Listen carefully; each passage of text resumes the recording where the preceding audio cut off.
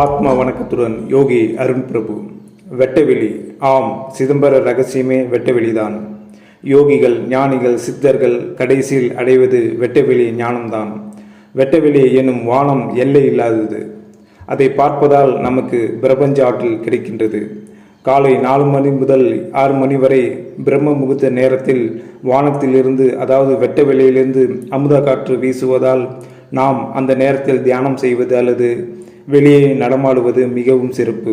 அதேபோல் மாலையில் நட்சத்திரங்களை பார்ப்பது, சூரியனை பார்ப்பது, குறிப்பாக மாலை நேரத்தில் சுமார் 4:30 மணி முதல் 5:30 மணி வரை சூரியனின் வெப்பம் தணிந்து மறையும் நேரத்தில் அதை நாம் நமது புருவ நடுவிலிருந்து பார்ப்பது போல் பாவனை செய்து பார்க்கையில் சூரியனின் சக்தி நம்மில் இறங்கும்.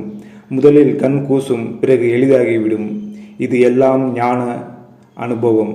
நன்றி.